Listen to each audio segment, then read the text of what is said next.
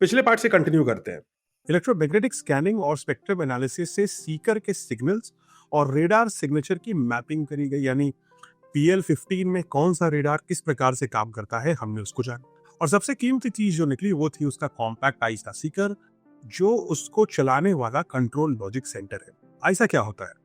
ISA is active electronically scan array, यानी छोटे छोटे ट्रांसमीटर और रिसीवर्स का एक पैक ग्रिड जो बीम को इलेक्ट्रॉनिकली स्टीयर करता है, यानी मिसाइल का एक तरह का ड्राइवर है। इसका फायदा यह है कि ये बहुत तेजी से टारगेट्स को पहचान सकता है, जैमिंग से कम प्रभावित होता है और एक साथ कई टारगेट्स को अलग अलग ट्रैक कर सकता है। ये एक बहुत ही अच्छी कैपेबिलिटी होती है। तो अब ये सीकर और इनके साथ कंट्रोल लॉज क्या होते हैं? सीकर होती हैं जैसे मिसाइल की आंखें, जो सेंसर से टारगेट के डायरेक्शन, डिस्टेंस और मोशन को लगातार पा सकती है। सीकर को साथ ही कॉम्प्लीमेंट करते हैं कंट्रोल लॉज, यानी उन आंख की जानकारी को एक्शन कमांड बदलने वाले कुछ नियम। एक तरह की एल्गोरिथम है, यानी कि मिसाइल जो देखती है उस देखने के बाद वो करेगी क्या, वो कंट्रोल लॉज होते हैं। इन दोनों ही चीजों को हमें PL-15 में समझने का अब एक भरपूर मौका मिल रहा है। सरल शब्दों में, अगर आंख एक्यूरेट देखे और दिमाग सही तरीके से हुक्म दे तो मिसाइल लास्ट सेकंड मैन्यूवर्स में भी टारगेट को पकड़ सकती है।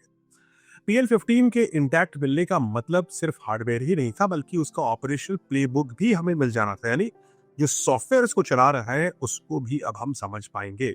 डीआरडीओ ने इन इनसाइट्स को अस्त्रा मार्क 2 के डिजाइन में अप्लाई करना शुरू कर दिया है। सीकर कंट्रोल लॉज में जो बदलाव है वो हम करेंगे।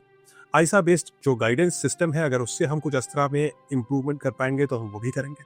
अगर जो प्रोपेलर यानी ईंधन में ट्वीक्स है वो भी अगर हम PL-15 से कुछ सीख पाए अपने अस्त्रा के लिए, तो हम उसको भी इंटीग्रेट करने के लिए तैयार हैं, जिससे कि हम मैक 5 यानी 6100 किलोमीटर प्रति घंटे की स्पीड अपनी मिसाइल में इंटीग्रेट कर पाए। अब इसका नतीजा क्या होगा? अस्त्रा मार्क 2 ऑलरेडी एक बेहतरीन लॉन्ग रेंज मिसाइल के रूप में सामने आ रही है। उसका जो बेहतर सीकर सेंसिटिविटी है वो सब जानते हैं। बैटलफील्ड ग्रेड की एक मिसाइल है, इंटरनेशनल स्टैंडर्ड्स को पूरा करती है और इंडियन एयरफोर्स की एरियल डिटरेंस को बहुत मजबूत बनाने वाली है।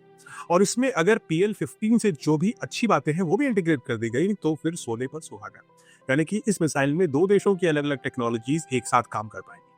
अंत में एक सिंपल ट्रूथ है, पाकिस्तान ने मिसाइल फायर करी, मिसाइल मिस हुई, फटी भी नहीं, और इंडिया ने उसे अपनी टेक्नोलॉजी गेम के लिए इस्तेमाल करना शुरू कर दिया। यानी पाकिस्तान की हालत यह हुई है कि खाया ना पिया, ग्लास तोड़े 12, और ग्लास भी चाइना का तोड़ डाला। अरे वो थर्माकोल का टुकड़ा जो हमारे खेतों में मिला अब एक टेक्नोलॉजिकल ट्रेजर के रूप में है, और हमारी अपनी अस्त्रा मिसाइल को और भी बेहतर बनाने में वो एक इम्पोर्टेंट रोल प्ले करने वाला है।